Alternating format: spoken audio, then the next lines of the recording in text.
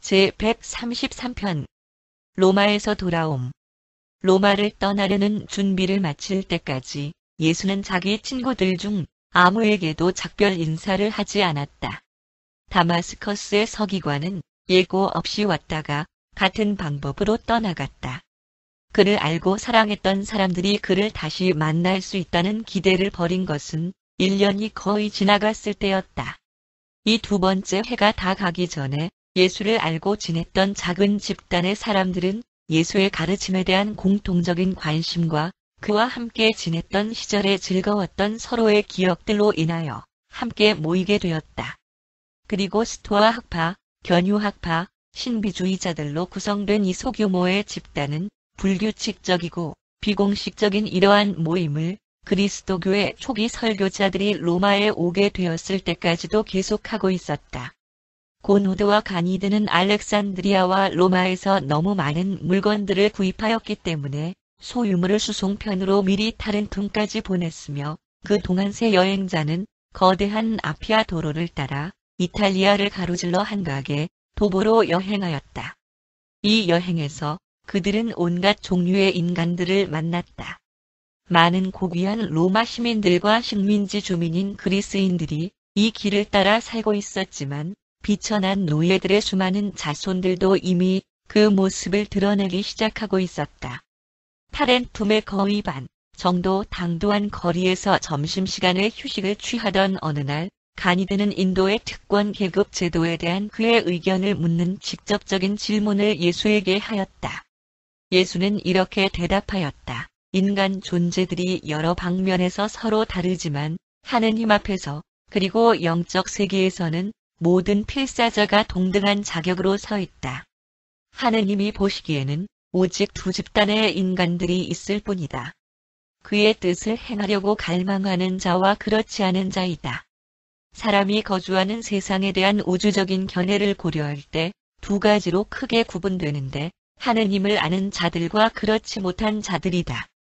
하느님을 알 수 없는 자들은 주어진 어떤 영역에서든지 동물로 간주된다. 사람들을 육체적, 정신적, 사회적, 직업적, 도덕적으로 보이는 바에 따라서 그처럼 서로 다른 여러 자격 조건에 따라서 많은 계층으로 적당하게 나누어 볼 수도 있겠지만 이렇게 다른 계층들의 필사자들이 하느님의 심판대 앞에 설 때에는 모두 하나의 동등한 신분으로 서게 된다. 하느님은 진정으로 개인들을 차별 대우하지 않으신다. 너희가 지적, 사회적, 도덕적 문제에서 서로 다른 인간의 능력과 자질에 대한 인식을 벗어날 수는 없겠지만 하느님의 현존 안에서 경배하기 위해 모였을 때에는 사람의 영적 형제 안에서 그 어떠한 차별도 두어서는 안 될 것이다. 1. 자비와 공의. 그들이 타렌툼에 가까이 당도한 어느 날 오후에 길에서 매우 흥미로운 사건이 발생하였다. 그들은 매우 거칠고 난폭한 어느 소년이 자기보다 작은 한 아이를 괴롭히는 광경을 목격하였다. 예수는 폭행을 당하는 그 아이를 도와주기 위해 급히 달려갔으며 그를 구해낸 후에는 그 아이가 충분히 멀리 도망갈 때까지 그가 해자를 단단히 붙잡고 있었다. 예수가 그 어린 깡패를 놓아주는 순간 가니드가 그 소년에게 달려들어 그를 호되게 때려주기 시작하였으며 예수가 즉시 가니드를 저지시키자 그는 매우 놀랐다. 가니드를 말리면서 겁먹은 그 소년을 도망가게 해주자 그 젊은이는 숨을 돌리기가 무섭게 흥분하여 이렇게 외쳤다. 저는 선생님을 납득할 수 없습니다. 만일 자비를 베풀기 위하여 선생님이 그 어린아이를 구해야만 했다면 그 아이보다 크고 공격적인 그 소년에게 벌을 주는 공의도 당연히 행해야 하지 않습니까? 그에 대한 대답으로 예수는 이렇게 말하였다. 가니드야, 내가 납득하기 어려운 것은 사실이다. 자비의 사명활동은 항상 개별적인 일이지만 공의에 의한 처벌은 사회나 정부 또는 우주를 관리하는 집단들의 기능이다.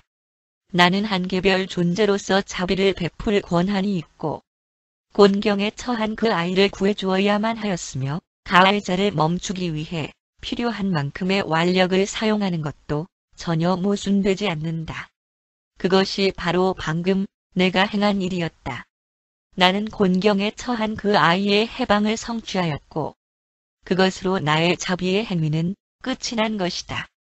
그러고 나서 나는 약한 자가 도망하기에 충분한 시간만큼 가할 자를 힘으로 붙잡아 두었고 그 후에는 그 일에서 물러났던 것이다. 나는 나아가 가할 자를 판결하려는 자세를 취하지 않았고 그의 동기, 자기 이웃을 공격하도록 만든 모든 것들에 대해 판단을 내리기 위하여 대해 판결하고 그런 후에 그의 그릇된 행동에 대한 배상으로서 내 마음이 지시했었을 처벌을 가하는 일도 하지 않았다. 가니드야, 자비는 아낌없이 줄 수 있는 것이지만 공의는 정확한 것이다. 공의를 이루기 위해 필요하다고 생각하는 징벌을 결정함에 있어서는 두 사람조차도 일치할 수 없다는 사실을 알지 못하겠느냐? 공정한 형벌로 한 사람은 40대의 매를, 다른 사람은 20대의 매를, 또 어떤 다른 이는 격리 감금을 부과하려고 할 수도 있다. 이 세상에서는 그러한 책임이 집단에게 맡겨지거나 혹은 그 집단이 뽑은 대표자들에게 맡겨지는 것이 좋다는 사실을 모르겠느냐? 우주에서는 그것의 동기뿐만 아니라 모든 그릇된 행동의 선행 사정을 충분히 알고 있는 존재들에게 심판이 맡겨져 있다. 모든 문명화된 사회와 잘 조직된 우주에서는 공의의 실행은 정당한 심판에 의한 의로운 판결 결과의 집행을 전제로 하고 있으며 그러한 특권은 세상들의 사법 집단과 모든 창조에 해당되는 높은 우주들의 전지한 행정가들에게 속해 있는 것이다. 그들은 여러 날 동안 자비의 행함과 공의의 시행에 관한 문제에 대하여 토의하였다. 그리고 마침내 가니드는 예수가 개인적 싸움에 관여하지 않으려고 하였던 이유를 부분적으로나마 납득하게 되었다. 그러나 가니드는 마지막으로 한 가지 질문을 더 하였는데 그는 그것에 대해 충분하게 만족스러운 답변을 결코 듣지 못하였으며 그 질문은 다음과 같은 것이었다. 그렇지만 선생님, 만약 힘이 더 세고 성격이 고약한 사람이 선생님을 공격하면서 죽여버리겠다고 위협한다면 어떻게 하시겠습니까? 선생님 자신을 방어하기 위해 아무런 노력도 하지 않으실 것입니까?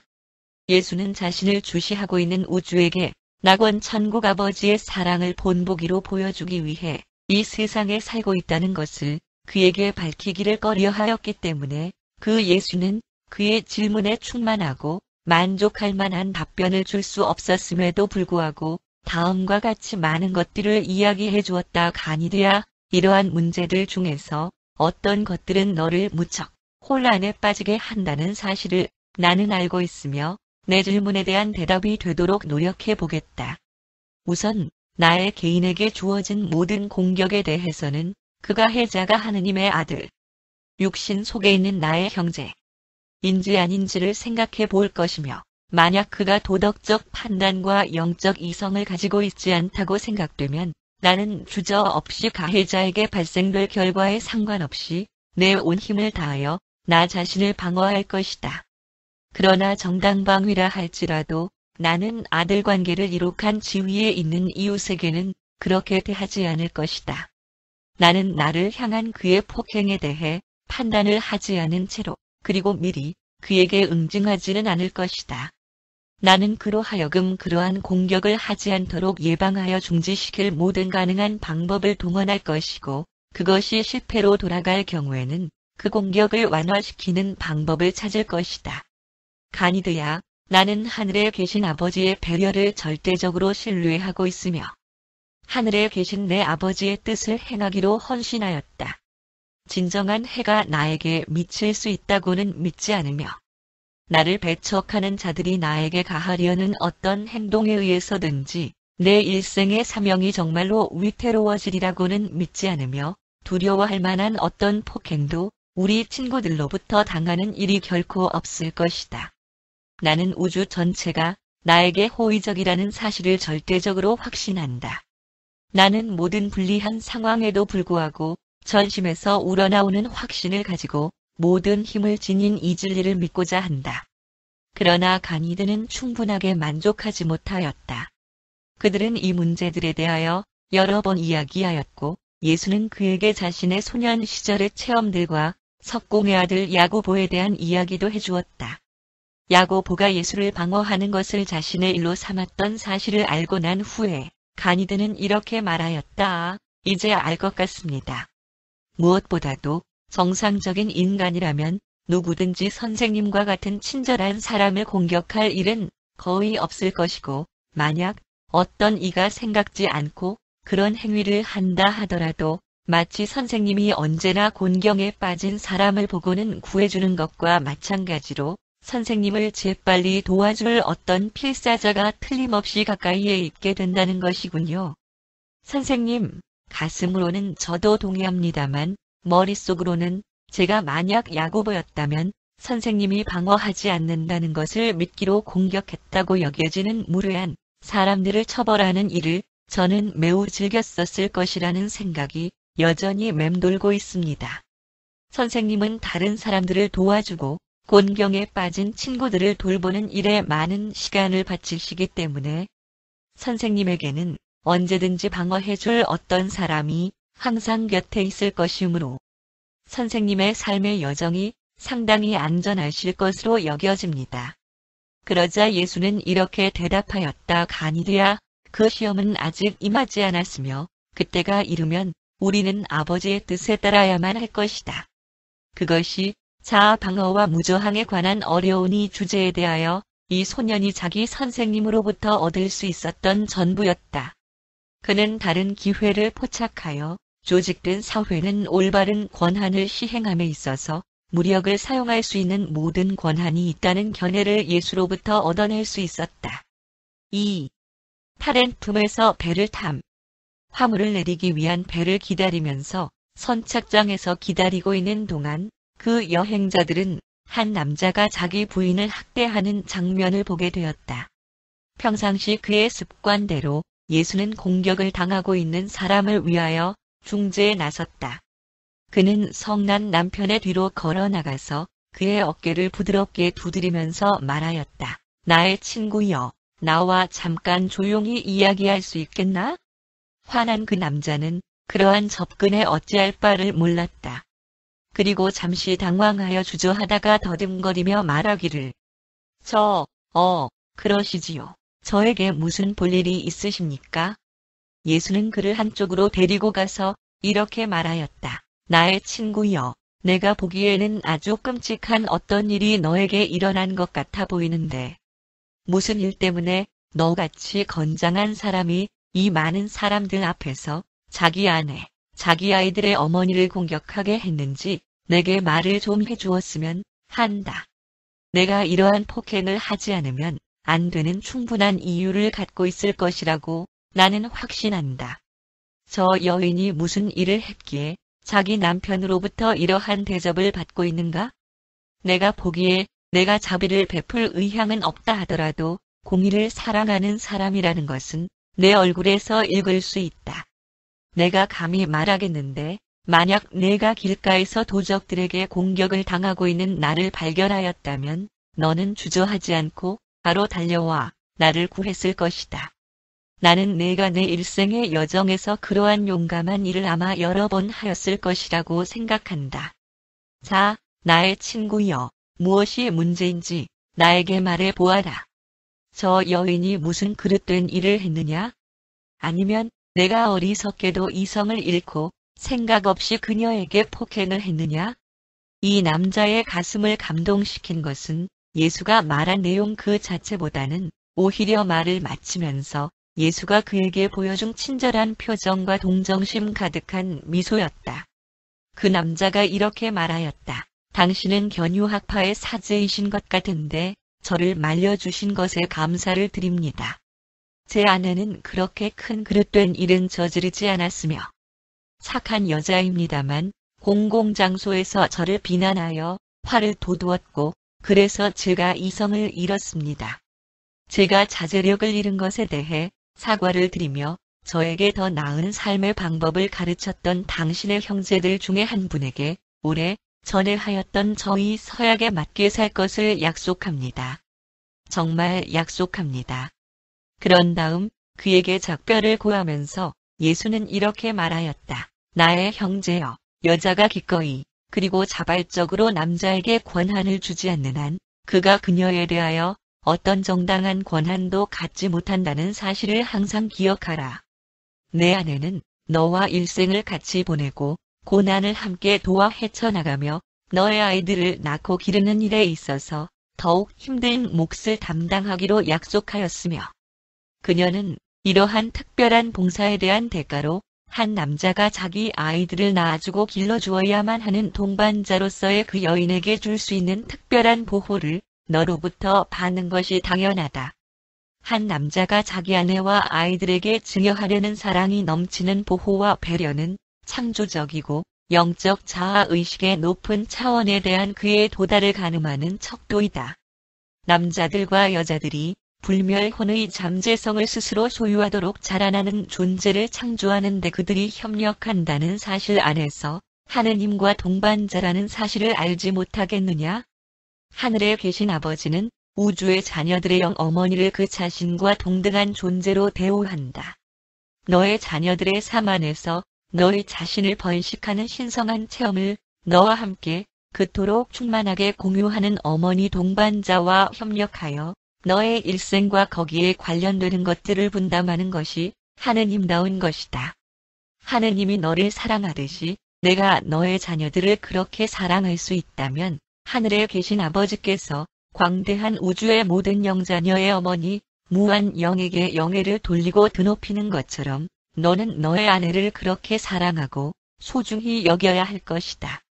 그들은 배에 오르면서 눈물에 젖은 채 말 없이 포옹하며 서 있는 부부의 모습을 뒤로 바라볼 수 있었다.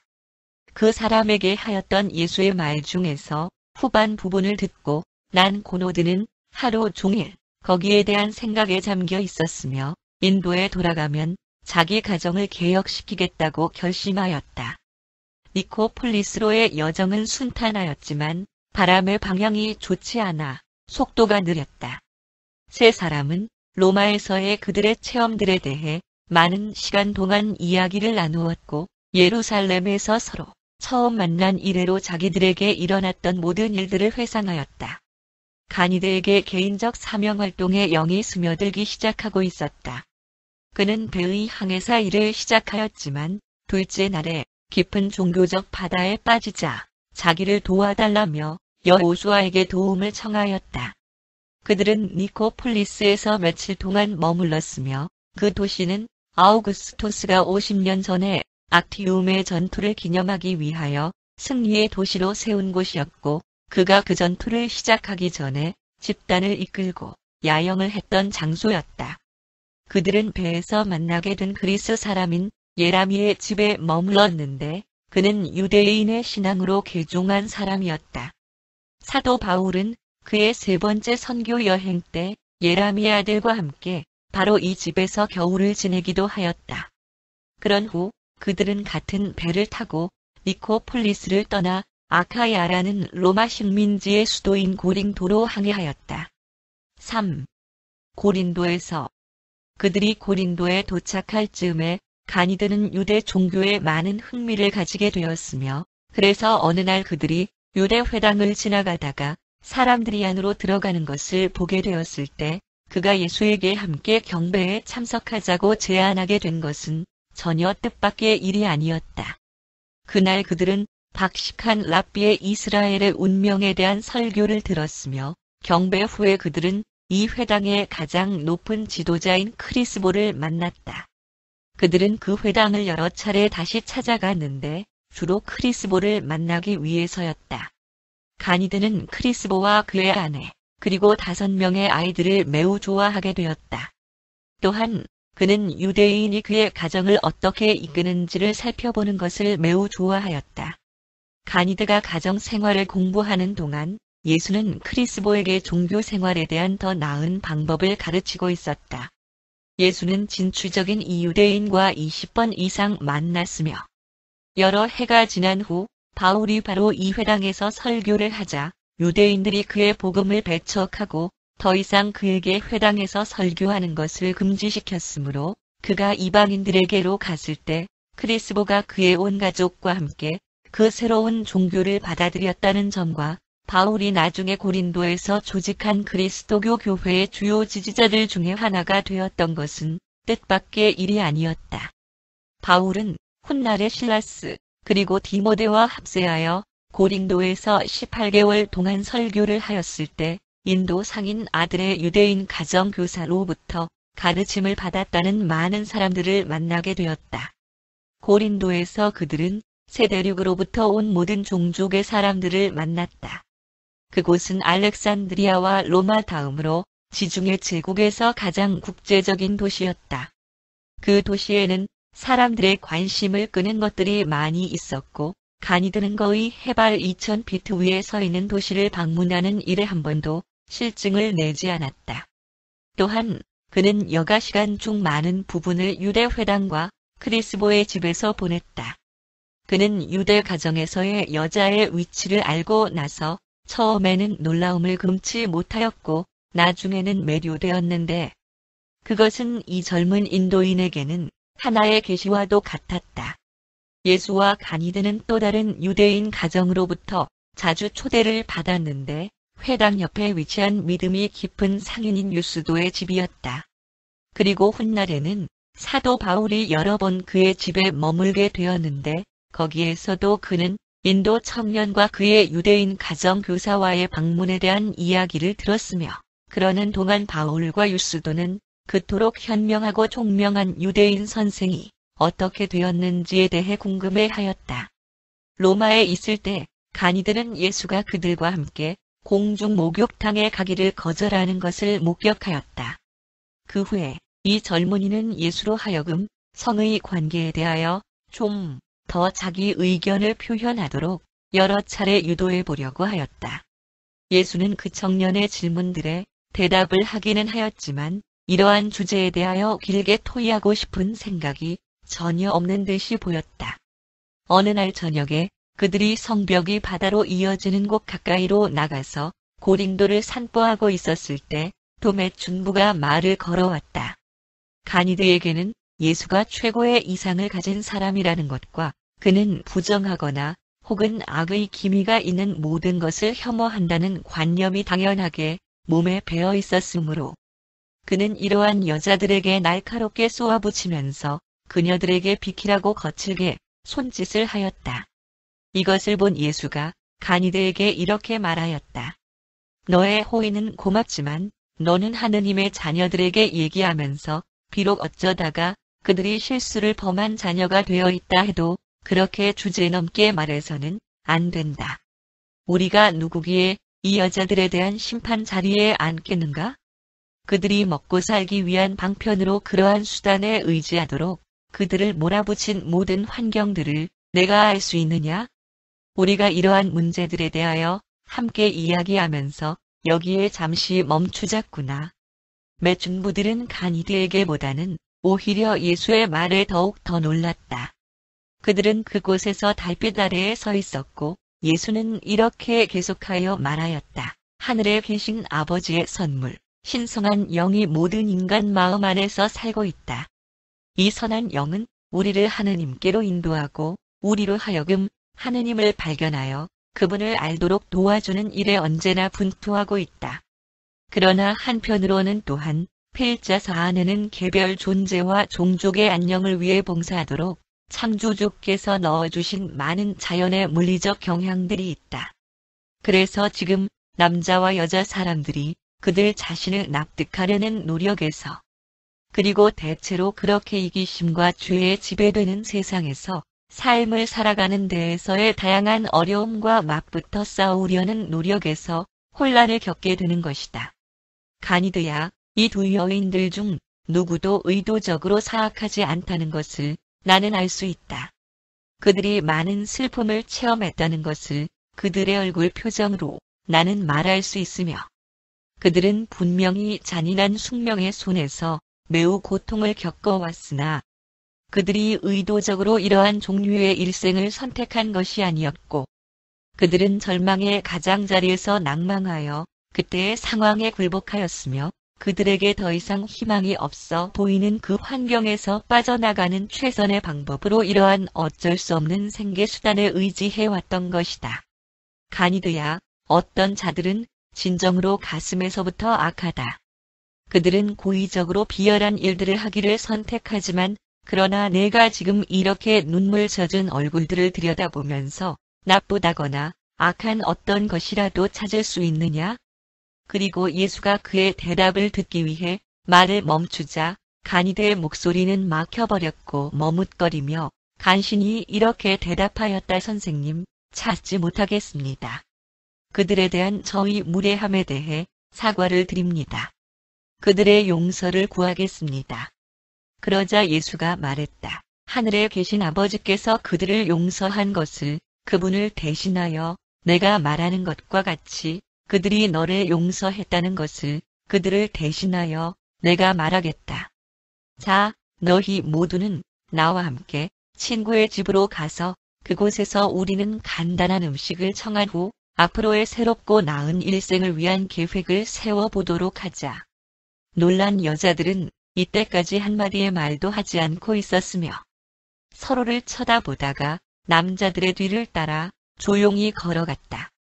이렇게 늦은 시간에 예수가 가니드와 함께 이러한 두 낯선 이들을 데리고 나타나서 다음과 같이 말하였을 때 유스도의 아내의 놀라움을 상상해보라. 이런 시간에 찾아온 것에 대해 용서하기 바라며 가니드와 내 몫으로 약간의 음식을 주면 좋겠고 새로 만난 우리 친구들과도 그 음식들을 나누어 먹을 것인데 저들도 아마 배가 고플 것이기 때문이며 그리고 이 모든 것 외에도 이 여인들이 일생에서 새롭게 시작하는 데 도움이 되는 최선의 방법을 우리가 함께 조언하는 데 있어서 너희들이 관심을 가질 것이라는 생각에서 이렇게 오게 되었다. 저들이 너희에게 자기들의 사연을 이야기할 수도 있겠지만 나는 그들이 많은 곤경을 겪어왔었다고 생각하며 게다가 그들이 여기 당신의 집에 왔다는 바로 그 사실만으로도 그들이 얼마나 열렬하게 선한 사람들을 알기를 열망하고 있으며 자신들이 얼마만큼 용감하며 고상한 여인들이 될 수 있는지를 온 세상에게 하늘의 천사에게까지도 보여줄 수 있는 기회를 얼마나 반갑게 받아들일 것이라는 사실을 증명하고 있다.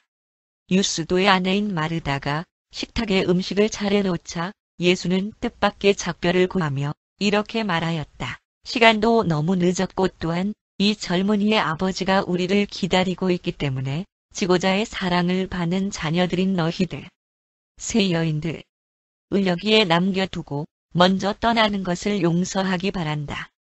너희들이 땅에서의 새롭고 좀 더 나은 일생과 그리고 그 이후의 영원한 일생을 위한 계획을 짜는 동안에 나는 너희들이 영적으로 인도받도록 기도할 것이다. 그렇게 해서 예수와 가니드는 그 여인들에게서 떠났다.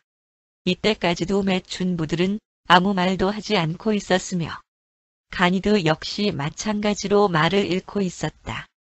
그리고 잠시 동안 마르다도 말이 없었지만 그녀는 곧 이러한 난국에 대처하였고 낯선 이 사람들을 위하여 예수가 그녀에게 기대하였던 모든 일을 이행하였다. 이 두 여인들 중에 나이든 이는 그 후 얼마 되지 않아 영원한 삶에 대한 밝은 희망을 안고 세상을 떠났고 어린 여인은 유스도의 일터에서 일하였으며 나중에는 고린도에서의 첫 그리스도교 교회에서 평생토록 봉사하였다. 예수와 가니드는 크리스보의 집에서 가이우스라는 사람을 여러 차례 만났는데 그는 나중에 바울의 충실한 지지자가 되었다. 그들은 2달 동안 고린도에서 수십 명의 훌륭한 사람들과 깊은 대화를 나눴고 비공식적인 것으로 보이는 그러한 접촉의 결과로 영향을 받은 사람들 중에서 반 이상은 훗날에 발족된 그리스도교 공동체의 일원이 되었다. 바울이 처음으로 고린도에 갔을 때에는 장기간 동안 방문할 생각은 없었다. 그러나 그는 자신의 노고에 대비하여 그 유대인 개인교사가 길을 얼마나 잘 준비해 놓았었는지를 모르고 있었다. 더욱이 그는 아퀴라와 프리실라에 의해 큰 세력이 이미 조성되어 있음을 발견하였는데 아퀴라는 견유학파의 한 사람이었고 로마에서 예수와 접촉이 있었던 사람이었다. 이 부부는 로마에서 온 유대인 피난자들이었고 바울의 가르침을 신속하게 받아들였다. 그들도 역시 천막을 지는 자들이었기 때문에 바울은 그들과 함께 살면서 같이 일을 하였다. 이러한 상황으로 인하여 바울은 고린도에서의 체류 기간을 연장하게 되었던 것이다. 4. 고린도에서의 개인적 일. 예수와 가이드는 고린도에서 많은 재미있는 일들을 체험하였다. 그들은 많은 사람들과 친밀한 대화를 하였으며 그들 모두는 예수의 가르침들로부터 큰 도움을 얻었다. 방앗간 주인에게는 삶의 체험이라는 방앗간에서 진리의 곡식을 가는 것이라고 가르침으로써 신성한 생명에 대한 이해하기 어려운 것들이 약하고 힘없는 사람들에게까지도 쉽게 받아들여질 수 있도록 설명하였다. 예수는 다음과 같이 말하였다. 영적인 것들을 깨닫는 데 있어서 아직 아기와 같은 상태에 있는 사람들에게는 진리의 우유를 주어라. 너의 살아있고 사랑이 넘치는 사명활동에서 매력적인 형태로서 그리고 너에게 질문하는 각 사람에게 알맞게 받아들여질 수 있는 영적 음식으로 봉사하라. 그는 로마의 백부장에게 이렇게 말하였다. 시저에게 속한 것들은 시저에게, 그리고 하느님께 속한 것들은 하느님께 바쳐라. 오로지 신에 의해서만 요구될 수 있는 경의를 오만하여진 시저가 스스로 취하려고 하지 않는 한 하느님께 대한 진실한 경배와 황제에 대한 충성스러운 봉사는 서로 충돌을 일으키지 않는다. 만약 내가 하느님을 알게 되면 그에 대한 충성은 덕망 있는 황제에 대한 너의 헌신에 있어서 더욱 충성되고 신실하게 만들어줄 것이다. 미트라교의 진지한 지도자에게 그는 이렇게 말하였다. 너는 영원한 구원의 종교를 찾는 일은 잘하고 있지만 그러한 영광스런 진리를 사람이 만든 신비들과 인간의 철학 안에서 추구하는 과오를 범하고 있다. 영원한 구원에 대한 신비가 너 자신의 혼 속에 거하고 있다는 사실을 모르느냐?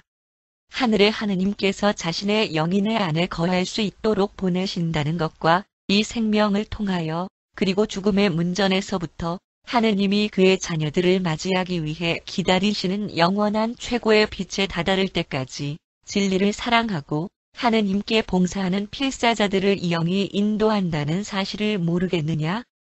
그리고 만약 내가 그처럼 되기를 진정으로 열망한다면 하느님을 아는 너희들은 이미 하느님의 자녀들이라는 사실을 결코 잊지 마라. 쾌락주의 학파의 선생에게 그는 이렇게 말하였다. 너는 최선을 선택하며 선을 존중하는 것은 잘하고 있다. 그러나 인간의 가슴 속에서의 하느님의 현존에 대한 시련으로부터 유래되는 영적 권역 안에 구현되는 필사자 일생의 더욱 위대한 것들을 알아보는데 실패하는 것이면 과연 내가 현명할까? 인간의 모든 체험 중에서 가장 위대한 것은 하느님을 아는 이를 실현하는 것이며 그의 영은 내 안에 거하면서 우리가 공유하는 아버지, 모든 창조의 하느님이시고 우주들의 주님이신 그를 직접 만나기까지의 길고도 거의 끝이 없는 여정으로 너를 인도해 주려고 애쓰고 있다. 그리스의 건축자에게 그는 이렇게 말하였다. 나의 친구여, 내가 사람들의 물질적인 건물들을 짓는 것처럼 내 혼 속에 있는 그 신성한 영을 담도록 영적 성격을 발전시켜라. 이 세상에서 건축자로 성공하는 일이 하늘의 왕국의 영적 아들이 되는 일보다 더 앞서도록 해서는 안 된다. 내가 다른 사람들을 위하여 시간의 맨션들을 짓는 동안 너 자신을 위해 영원한 맨션에 대한 소유권을 확보하는 일을 소홀히 하지 마라. 정의로움과 진리가 기초를 이루며 하느님이 건축자가 되시고 창조자가 되시는 하나의 도성이 존재한다는 사실을 항상 명심해라. 로마의 법관에게 그는 이렇게 말하였다. 내가 사람들을 재판할 때 너 자신도 언젠가는 우주의 통치자의 심판대 앞에 서서 심판을 받을 것이라는 점을 기억해라. 공정하게 그리고 관대하게 판결하되 너도 언젠가는 최극 중재자의 힘에 의한 자비로운 동정심을 간청하게 될 것임을 염두에 두어라. 너 자신이 비슷한 경우로 심판을 받고 있다는 생각을 가지고 판결함으로써 글자 그대로의 법에 의해서뿐만 아니라 법의 마음에 의해서 안내를 받도록 해라. 그리고 내 앞에 불려온 자들의 어려운 입장을 고려하여 공정함에 의해 조절된 공의를 베푸는 것과 마찬가지로 너도 언젠가는 모든 지상의 재판관 앞에 서서 자비에 의해 완화된 공의를 기대할 권리를 갖게 될 것이다. 그리스 여인 숙의 여주인에게 그는 이렇게 말하였다. 지고자의 자녀들을 대접하는 사람으로서 친절을 베풀라. 하느님께서 사람들의 가슴 속에 거하시기 위하여 내려보내신 자신의 영이 내주하는 그리하여 신성한 영으로 이 모든 선물들을 증여한 낙원 천국 아버지를 알도록 그들의 마음을 변화시키고 그들의 혼을 인도하려고 애쓰시는 개인들 안에 있는 하느님에게 내가 베푼다는 것을 점점 더 깊이 깨달음으로써 일상적인 단조롭고 힘든 일들을 예술적인 높은 경지로 끌어올려라. 예수는 어느 중국인 상인과 여러 차례 만났다. 작별을 구하면서 그는 이렇게 권고하였다. 오직 하느님만을 경배하라. 그는 너의 참된 영적 조상이시다. 아버지의 영은 언제나 내 안에 거하시며 너의 혼이 하늘을 향하도록 항상 가리키고 있음을 잊지 말라. 만약 내가 무의식적으로 인도하시는 이 불멸하는 영을 따른다면 너는 하느님을 발견하는 높이 들려지는 길을 틀림없이 계속 갈 것이다. 그리고 내가 하늘에 계신 아버지께 도달하면 그것은 그를 찾음으로써 내가 점점 더 그와 같이 되어졌기 때문이다. 자, 장시여자 있어라. 하지만 오직 짧은 세월 동안이니 이는 영적 혼들의 아버지께서 기쁨이 넘치는 많은 정류장들을 낙원 천국에 단단히 매어있는 자들을 위하여 제공하고 있는 빛의 세계들에서 우리가 다시 만나게 될 것이기 때문이다. 영국에서 온 여행자에게 그는 이렇게 말했다. 나의 형제여, 나는 내가 진리를 찾고 있다는 것을 알 수 있으며 모든 진리이신 아버지의 영이 지금 내 안에 거하고 있을지도 모른다고 말하고 싶다. 너는 너 자신의 혼 속에 있는 영과 진지하게 이야기를 하려고 노력한 적이 있었는가? 그러한 일은 상당히 어렵고 의식적으로는 거의 성공을 거두지 못하지만 모든 물질적 마음이 그 속에 내주하는 영과 교통하려는 성실한 모든 시도는 확실하게 성공을 거두는데 그럼에도 불구하고 그러한 놀라운 인간 체험들 대부분은 하느님을 아는 필사자들의 혼 속에 초의식적으로 등록되어 있는 채로 오랫동안 남아있어야만 한다. 가출한 소년에게 예수는 이렇게 말하였다. 도망갈 수 없는 두 가지. 하느님과 내 자신가 있다는 것을 기억해라. 내가 어디로 가든지 내 가슴 속에 거하는 하늘에 계신 아버지의 영과 너 자신이 함께 있다. 나의 아들아, 너 자신을 속이는 일을 그만두고 일생의 사실들과 부딪혀가며 용기 있게 다루는 습성에 전념하여라. 내가 가르친 대로 하느님의 아들이라는 확신과 영원한 일생에 대한 확실성에 단단히 매달려라. 오늘의 기점으로 하여 진정한 사람, 용감하게 그리고 지능적으로 일생을 부딪히기로 결심한 그런 사람이 되겠다는 목표를 두어라. 마지막 시간이 임한 사형수에게 그는 이렇게 말하였다. 나의 형제여, 너는 악한 시대에 태어났다. 너는 길을 잃어버렸고 범죄의 올가미에 걸려들었다. 너와 대화를 나눈 결과 나는 내가 이 세상의 생명을 대가로 지불해야 할 만큼의 악한 일을 계획적으로 저지르지는 않았다는 것을 잘 알게 되었다. 그러나 너는 그러한 악을 행했고 너의 동료들은 너를 죄인으로 심판하였으며 너에게 사형을 선고하였다. 너나 나나 국가가 선택한 방식인 이러한 자아 방어의 권리를 부정할 수는 없을 것이다. 인간의 방식으로는 너의 그릇된 행동에 대해 부과된 벌을 피할 길이 없는 것 같다. 너의 동료들은 너의 행위에 의거하여 판단을 하였지만 내가 용서를 구할 수 있는 하나의 심판관이 있는데 그는 너의 진짜 동기들과 보다 나은 의도들에 의거하여 심판하실 것이다. 만약 너의 참회가 순수하고 너의 신앙이 진지한 것이라면 너는 하느님의 심판을 두려워할 필요가 없다. 너의 실수로 인하여 사람에 의해 사형 선고가 내려졌다는 사실이 하늘에 있는 법정에서 내 혼이 공평하게 평가되고 자비를 누릴 가능성에 어떤 편견도 주지 않는다. 예수는 여기에 낯설 수 없을 정도로 수많은 굶주린 혼들과 긴밀한 대화를 나눴다. 이 세 여행자는 고린도에서 즐거운 시간을 보냈다. 교육의 중심지로 더욱 알려진 아테네를 제외하면 고린도는 이러한 로마 통치 시대 동안의 그리스에서 가장 중요한 도시였으며 번성하는 이 상업의 도시에서 2달을 머무는 동안 그들은 많은 가치 있는 체험들을 하게 되었다. 이 도시에서의 체류는 로마에서 돌아가는 길에 들렸던 모든 장소들 중에서 가장 흥미있는 것들 중에 하나였다. 고노드는 고린도에서 많은 수입을 얻었으며 마침내 그의 사업상의 일을 모두 끝냈다. 그래서 그들은 아테네로 항해할 준비를 하였다. 10마일 정도 되는 고린도의 어느 항구에서 다른 항구까지는 육로로 옮겨질 수 있을 정도의 작은 배로 여행하였다. 5. 아테네에서 과학에 대한 토의.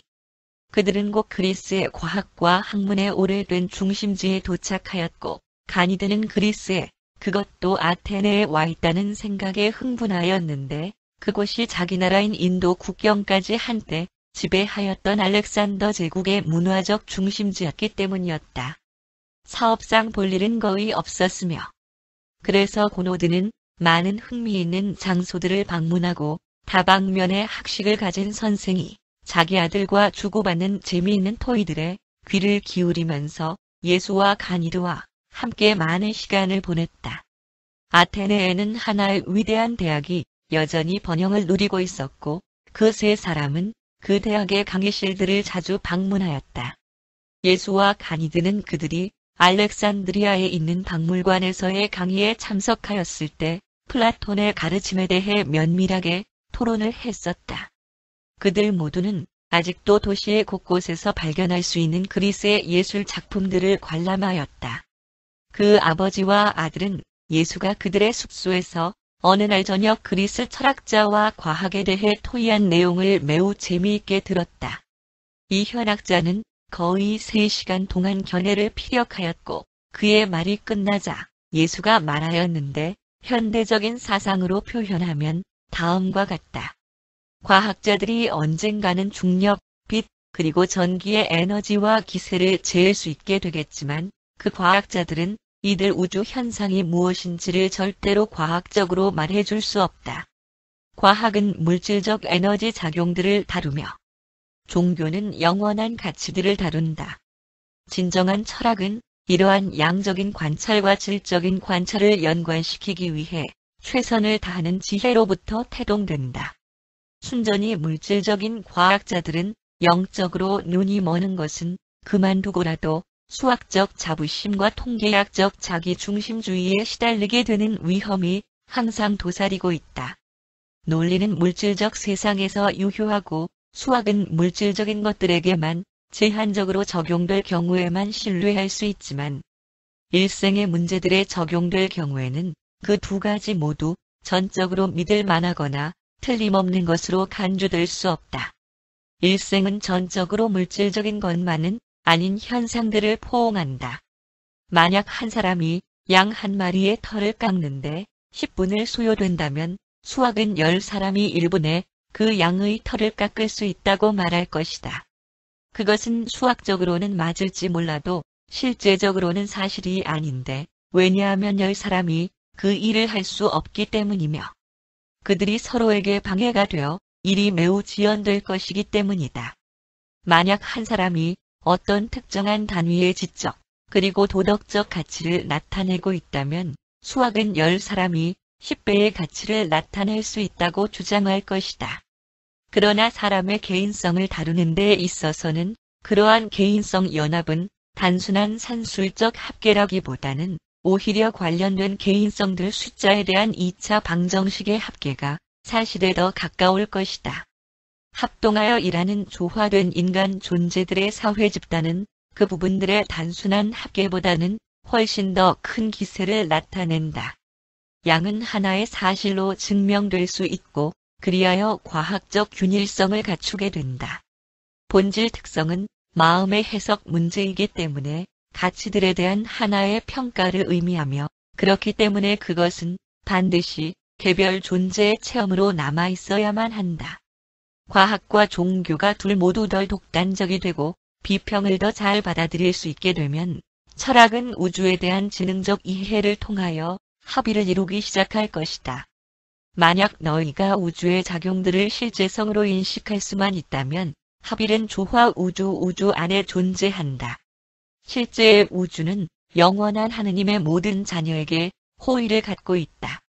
진짜 문제는 사람의 유한한 마음이 논리적이고 진실하고 일치하는 생각의 합일체를 어떻게 이룰 수가 있을 것인가? 하는 것이다. 우주를 아는 이 마음 상태는 양적인 사실과 질적인 가치가 낙원 천국 아버지 안에서 공통의 원인성을 갖는다는 사실을 알게 됨으로써만 소유될 수 있다. 실체에 대한 그러한 개념은 우주 현상의 의도적인 합일에 대한 확대된 통찰력을 갖게 한다.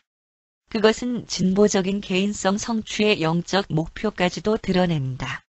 그리고 이것이 계속하여 변화하는 미개인적 관계들과 진화하는 개인적 관계들이 있는 살아있는 우주에 대한 변화하지 않는 배경을 감지할 수 있는 합일이라는 개념이다.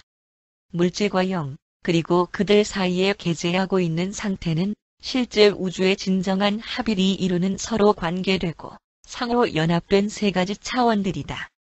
사실과 가치에 대한 우주 현상이 얼마나 갈라지어 있는가에 상관없이 그들은 어찌되었건 쇠국자 안에 통합되어 있다. 물질적 실제의 실체성은 눈에 보이는 사물들 뿐만 아니라 인식되지 않는 에너지에게도 부여된다. 우주의 에너지들이 속도가 매우 느려져서 필요한 운동 정도를 획득하면 바로 이 에너지들은 적합한 조건 속에서 질량으로 변하게 된다. 그리고 명백한 실체들의 현존을 단독으로 착상할 수 있는 마음 그 자체도 또한 실제라는 점을 잊지 마라. 그리고 에너지 질량, 마음, 그리고 영의 우주의 근본적인 원인은 영원한 것이다. 그것은 우주 아버지와 그의 절대 합동자들의 본성과 반응들 안에 존재하고 그것을 구성하고 있다.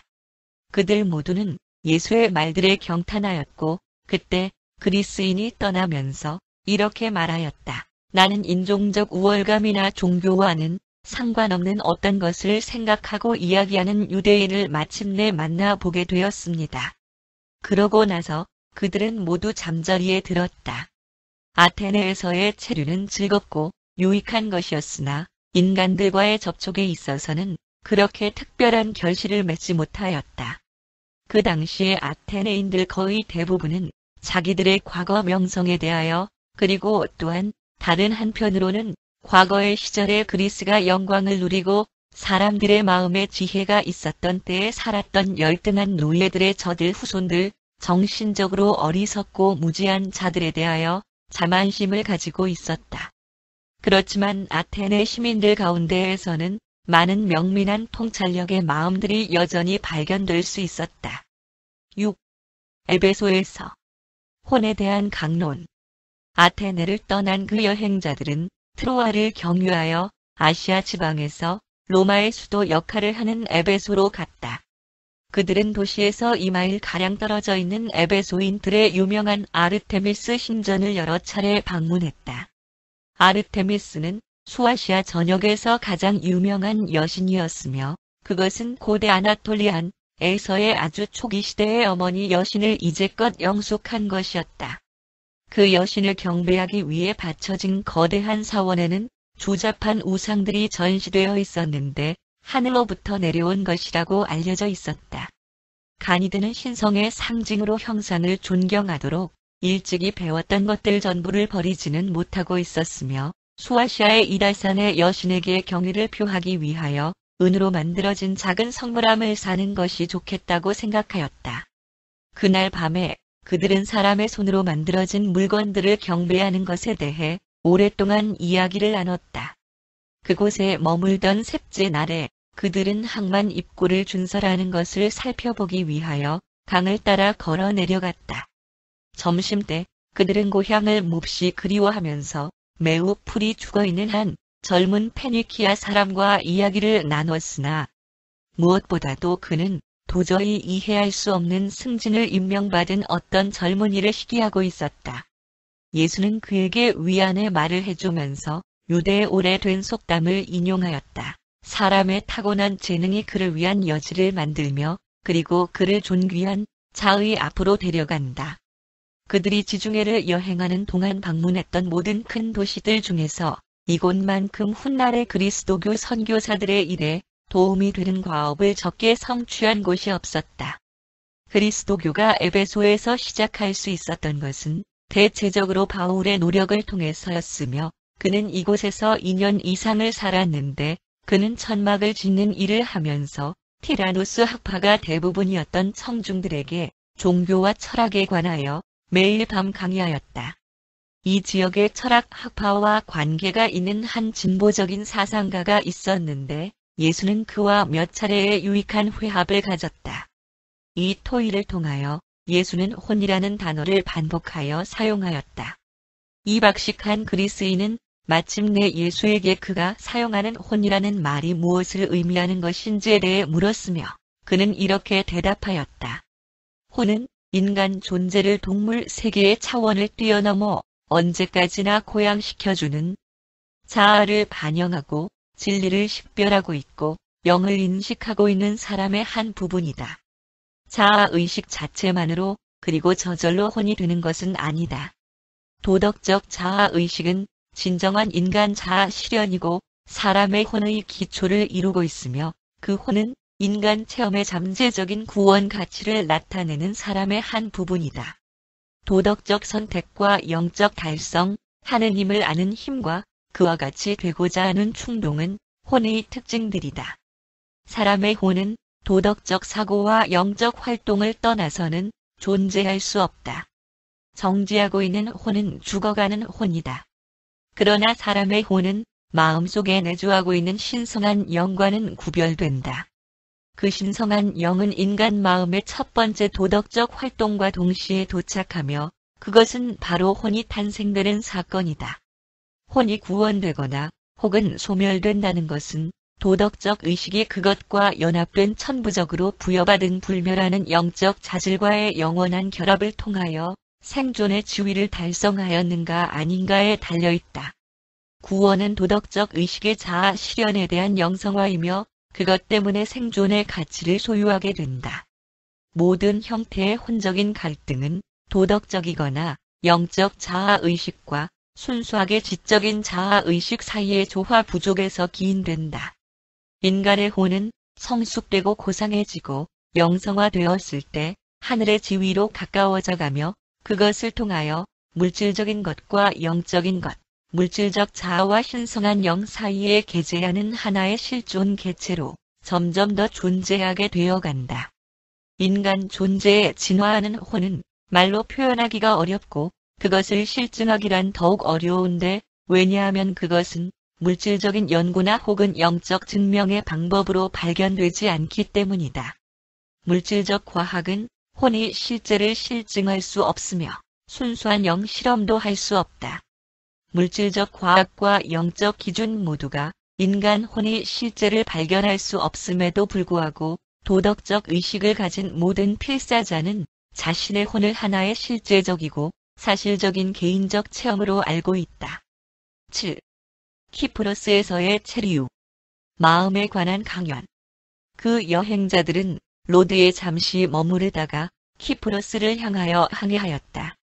그들은 긴 해상 여행을 즐겼으며 육신과 영의 충분한 휴식을 취한 후에 그들의 목적지인 그 섬에 도착하여 그들의 지중해 여행이 거의 끝 무렵에 가까이 왔기 때문에 키프로스 방문에서는 단지 휴식을 취하고 즐기는 것이 그들의 계획이었다. 그들은 바보스에 상륙하였으며 가까운 산에서 몇 주간을 지내기 위한 생필품들을 즉시 모으기 시작하였다. 도착한 지 3일 만에 그들은 물건을 동물들에게 싣고 산을 향해 떠났다. 2주일 동안 이 세 사람들은 매우 즐거운 시간을 보냈는데 갑작스럽게도 어린 가니드가 몹시 앓게 되었다. 2주일 동안 그는 심한 열로 고생을 하였고 가끔씩 헛소리도 하였으며 예수와 고노드는 병자를 간호하느라 바빴다. 예수는 능숙하고 부드럽게 그 소년을 돌보았는데 그 아버지는 고통받는 소년을 돌보는 모든 일에 있어서 예수의 자상함과 능숙함 모두에 의해 깊은 감명을 받았다. 그들은 인가에서 멀리 떨어진 외딴 곳에 있었고 게다가 그 소년의 병은 너무 심해서 옮길 수도 없었으므로 그들은 그 산속에서 소년이 회복하도록 돌보는 일에 최선을 다할 뿐이었다. 가니드가 회복하고 있던 3주 동안 예수는 그에게 자연과 자연의 여러 가지의 변화에 대해서 많은 재미있는 이야기들을 해주었다. 그리고 산을 배회하면서 그들이 즐겼던 것은 그 소년이 질문을 하고 예수가 대답을 하는 것이었고, 그 소년의 아버지는 이 모든 일에 감탄하였다. 그 산에서 머물렀던 마지막 주간에 예수와 가니드는 인간 마음의 작용에 대해 긴 이야기를 나눴다. 여러 시간 동안의 토의 끝에 그 소년은 이렇게 질문하였다. 그렇지만 선생님, 사람이 고등동물들보다 더 높은 자아의식의 형태를 체험한다는 말은 무엇을 의미하는 것입니까? 예수의 대답을 현대 용어로 표현하면 다음과 같았다. 나의 아들아, 사람의 마음과 그 안에 거하는 신성한 영에 대하여 나는 이미 많은 이야기를 내게 해주었지만 지금은 자아의식이 하나의 실체라는 것을 강조하고자 한다. 어떤 동물이 자아의식을 갖게 되면 하나의 원시인으로 된다. 그러한 달성은 미개인적 에너지와 영위해하는 마음 사이의 합동적인 작용의 결과이며, 이러한 현상은 인간 개인성을 위한 하나의 절대적 초점, 하늘에 계신 아버지의 영의 증여를 보증하는 것이다. 관념들은 감각한 것들에 대한 단순한 기록이 아니며, 관념들이란 감각한 것들 위에 개인 자아의 반영적 해석을 덧붙인 것이며, 그 자아는 그가 감각한 것들의 전체 합계보다 큰 것이다. 진화하는 자아 신분 안에서의 합일로 접근하는 그 무엇인가가 시작되고, 그 합일은 자아의식적인 동물 기원 마음을 영적으로 활성화시키는 절대 합일의 일부분인 내주하는 현존으로부터 도래한다. 동물에 불과한 존재들은 어떤 것도 시간에 대한 자아의식을 소유할 수 없다.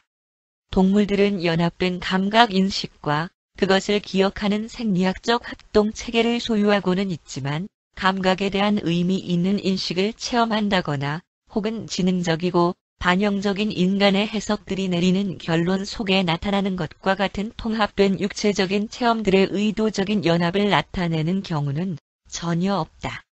자아의식이 실제한다는 이러한 사실은 그 뒤에 일어나는 자신의 영적 체험에 대한 실체 성과 연관되어 사람으로 하여금 우주의 잠재적인 아들이 되게 하고, 결국에는 그가 우주의 최극 합의를 달성하게 됨을 예시한다. 뿐만 아니라 인간의 자아는 단지 의식의 연속 상태들에 대한 합계도 아니다. 의식 분류자와 연합자의 효력적인 기능 없이는 자아 신분이라는 명칭을 정당화시킬 만한 충분한 합일이 존재하지 못할 것이다. 그러한 통합되지 않은 마음은 인간 지위의 의식적 차원들을 거의 달성할 수 없다. 만일 의식의 연합들이 단지 우연에 불과하였다면 모든 사람의 마음들은 통제되지 못하고 되는 대로 움직이는 정신적 광란 현상과의 관계를 나타낼 것이다. 오로지 물리적 감각에서의 의식으로 만들어진 인간 마음은 영적 차원들을 결코 달성할 수 없다. 이런 물리적 마음 종류는 도덕적 가치에 대한 감각이 철저하게 부족하며 시간 안에서 조화로운 개인성 합의를 성취하는데 너무나 필수적이고, 그리고 영혼 안에서 생존한 개인성과 떼어낼 수 없는 그러한 영적 권역에 안내하는 감각이 없게 된다. 인간 마음은 초물질적인 본질 특성들을 일찍부터 나타내기 시작한다. 참되게 반영적인 인간 지성은 온통 시간의 한계에 묶여 있는 것이 아니다. 일생의 행위에 있어서 그토록 서로 다른 저들 개별 존재들은 유전 형질에서의 다양한 자질들과 그리고 환경에 대한 서로 다른 영향뿐 아니라 자아에 의해 성취되고 있는 아버지의 내주하는 영과의 통일 정도, 하나와 다른 하나 간의 정체화 달성에서의 척도 또한 보여주는 것이다. 인간 마음은 이중으로 충성하는 모순을 잘 견디지 못한다. 선과 악 모두를 섬기려고 애쓰는 체험은 혼에게 심각한 부담을 안겨준다. 최극으로 행복하고 효과적으로 통합된 마음이란 하늘에 계신 아버지의 뜻을 행하는 일에 전심으로 헌신된 마음이다. 해결되지 않은 모순들은 합의를 파괴시키며 마음이 분열되면서 종료될지 모른다. 그러나 혼이 생존되는 성격은 어떤 값을 치르고라도 마음의 평화를 얻으려는 시도나 고귀한 포부를 포기하거나 또는 영적 이상에서의 화합에 의해서 육성되는 것이 아니다. 오히려 그러한 평화는 참된 것이 승리하기를 꿋꿋하게 주장함으로써 달성되며 이 승리는 선에서의 강력한 기세로 악을 극복함으로써 이루어진다. 다음 날 그들은 살라미스를 향해 떠났고 그곳에서 그들은 시리아 해변에 있는 안디옥으로 출항하였다. 8. 안디옥에서 안디옥은 시리아 지방에서 로마의 수도 역할을 하는 도시였고 이곳에는 그 제국의 총독 공관이 있었다. 안디옥은 50만 명의 인구를 가진 도시였으며 그 크기로는 제국에서 세 번째였고 사악함과 부도덕적인 악명으로는 첫 번째였다. 고노드가 상당히 많은 사업상의 거래를 가지고 있었으므로 예수와 가니드는 많은 시간을 둘이서만 보냈다. 그들은 다프니의 작은 숲을 제외하고 여러 나라의 말들을 사용하는 이 도시의 모든 곳을 둘러보았다. 고노드와 가니드는 악명 높은 이 지옥의 신전을 방문하였지만 예수는 그들과 함께 가기를 사양하였다. 그러한 광경은 이 두 인도인들에게는 충격을 주지 않았지만 이상주의적 히브리인에게는 불쾌한 것들이었다. 예수는 자기들의 여행이 끝나게 되고 팔레스타인에 가까이 이를수록 더 엄숙해지고 생각에 잠기게 되었다. 그는 안디옥에서는 사람들을 거의 만나지 않았으며 그 도시도 거의 돌아보지 않았다. 왜 안디옥에 거의 관심을 갖지 않느냐는 많은 질문을 자기 선생님에게 한 끝에 가니드는 결국 예수로부터 다음과 같은 대답을 듣게 되었다. 이 도시는 팔레스타인으로부터 그리 멀지 않으며 언젠가는 내가 다시 돌아올 수 있을 것이다. 가니드는 안디옥에서 매우 재미있는 체험을 하였다. 이 젊은이는 이해가 빠른 학생이었고 예수의 가르침들 중에서 어떤 것들은 이미 실천하기 시작하였다.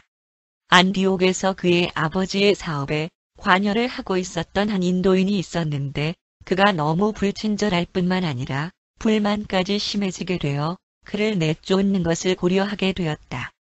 가니드가 이 소식을 듣자 그는 아버지의 사업장으로 가서 자신의 동족인 그 사람과 긴 이야기를 나누었다. 이 사람은 자신이 그릇된 처지에 놓였었다고 느끼고 있었다.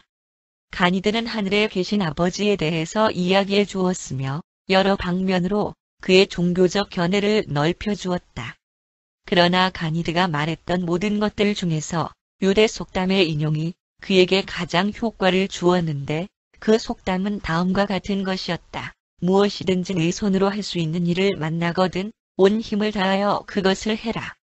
그들은 낙타로 여행하도록 짐을 준비시킨 후에 시돈으로 내려갔고 거기서 다시 다마스커스를 지나 3일 후에는 사막의 모래벌판을 가로지르는 긴 여행에 들어갈 준비를 마쳤다.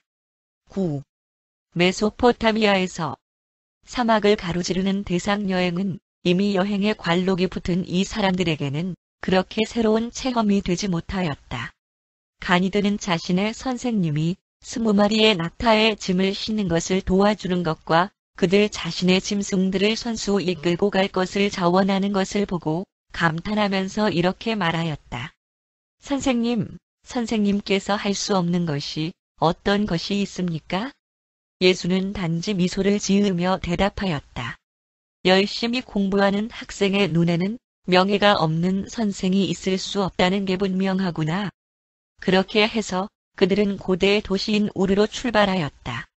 예수는 아브라함의 출생지인 우르의 초기 역사에 매우 관심을 보였으며 수사의 옛 터전들과 전통들에 대해서도 똑같이 매료되었으므로 고노드와 가니드는 예수가 연구하는데 좀 더 많은 시간을 가질 수 있도록 또한 그들이 예수를 자신들과 함께 인도로 돌아가기를 설복하는 데 기회를 좀 더 가지기 위하여 그곳에서 3주간을 더 머물렀다.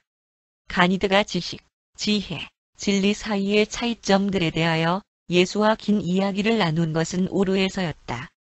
그는 히브리 현인의 다음과 같은 말에 매우 매료되었다. 지혜가 기본적인 것이니 지혜를 얻어라. 내가 탐구한 모든 지식으로 명철을 얻어라. 지혜를 높이면 그가 너를 높이 들 것이라. 만일 지혜를 품기만 하면 그가 너를 영화롭게 할 것이다. 마침내 이별의 날이 다가왔다.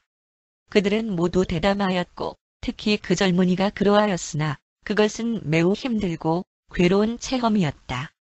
그들은 눈시울을 적시었으나 가슴에서의 용기를 가졌다.